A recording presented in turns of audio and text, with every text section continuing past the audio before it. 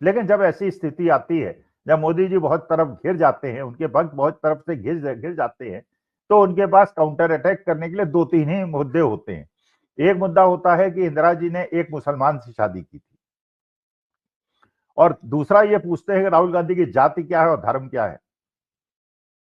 भाई, इंदिरा जी ने जो शादी की थी फिरोज गांधी से,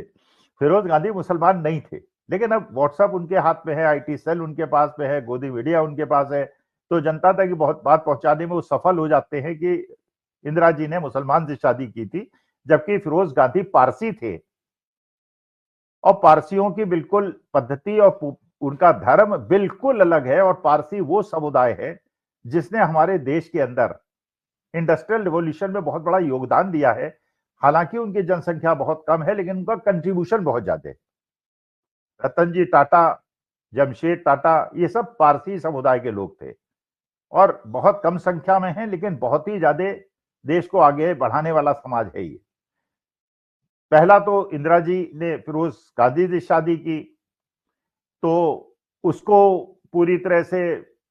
बदनाम करने के लिए कि इंदिरा जी ने मुसलमान से शादी की, इसलिए राहुल गांधी को यह बताने का प्रयास हुआ कि इंदिरा जी के पुत्र राजीव गांधी, तो उनका धर्म जो है वो डाउटफुल है, लेकिन दूसरे पुत्र संजय गांधी का धर्म डाउटफुल इसलिए नहीं है कि संजय गांधी की पत्नी मेनका गांधी भारतीय जनता पार्टी की सदस्य हैं, और संजय गांधी के पुत्र वरुण गांधी भी भारतीय जनता पार्टी के सदस्य हैं, और दोनों मेंबर ऑफ पार्लियामेंट रह चुके हैं। मेनका गांधी भी मंत्री भी रह चुकी हैं, सदस्य भी रह चुकी हैं, और वरुण गांधी भी मेंबर है, लेकिन उनके धर्म पे कभी कोई आईटी सेल उनका प्रश्न नहीं पूछता, क्योंकि वो भारतीय जनता पार्टी में। इसका माने जैसे एक वॉशिंग मशीन है कि भारतीय जनता पार्टी में आज जाओ तो बेईमान से बेईमान आदमी पाक दामन साफ हो जाता है, तो अगर आप भारतीय जनता पार्टी में एक ही परिवार का कोई व्यक्ति आ जाए तो वो तो